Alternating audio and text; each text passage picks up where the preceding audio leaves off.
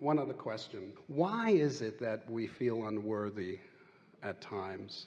Because you've taken so much information from other unworthy feeling people who were holding you as their point of attention while they were feeling unworthy about themselves. But why do we wallow in it? Almost no one in a place where they're feeling unworthy is really looking for the upliftment of another. They're usually looking to compensate by making themselves feel better by making you not look so good in their own eyes.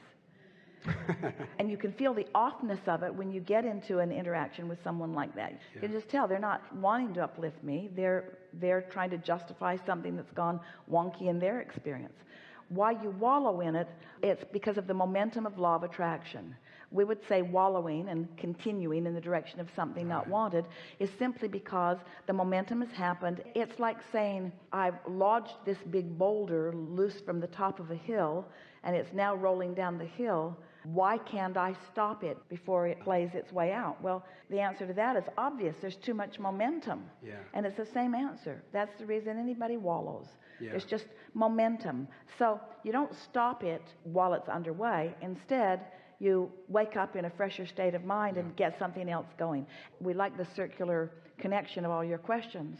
The reason that people feel unworthy is because when they have been wallowing and disallowing who they really are, in that disallowance, the disallowance of the brilliance that is you is what that unworthiness feels like.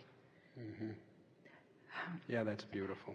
Esther bought a big house, and it's a beautiful house, and it's in a beautiful place, and she's been having a lot of fun in the renovation of it and in the creation of it and in the attention to it.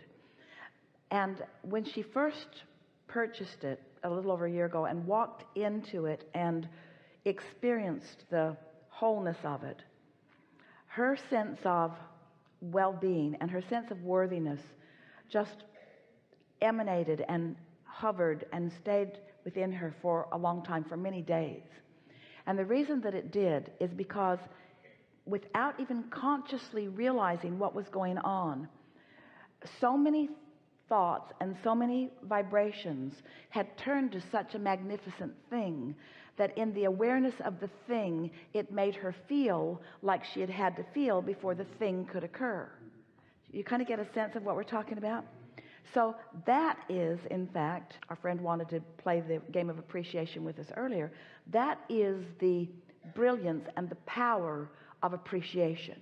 When you find something that is easy for you to love and appreciate, that is already a manifestation, and you focus upon it, and that appreciation just flows forth from you, it connects you to this vibration that is still at the early beginning stages on so many things. In other words, like this house that Esther is appreciating so much, put her in a vibration that allowed many things that had not yet turned to things to begin the movement. You see, can you feel the law in that? So anything that you can do to begin momentum, especially easy momentum.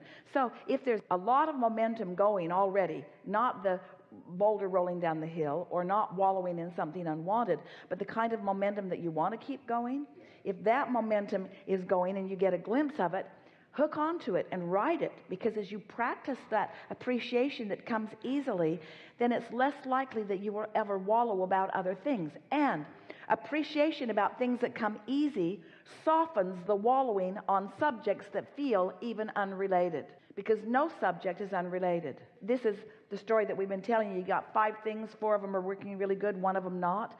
And the tendency as humans is to focus on the one that isn't working in order to try to get it working. But if instead you would focus on the 4 that are working, the one that isn't working would start to work. Conversely, if you got 5 things that you really care about and 4 of them are really not working and 1 of them is working, the tendency is to work on the 4 that aren't working to try to get them working. But if you would just focus on the one that is working, you would practice the vibration from the manifestation that's already occurred, and it would affect the vibration of all of the things that are still in the process of becoming. Ooh, we really like it when something that you almost understand comes home all the way for you. Yeah. Yeah.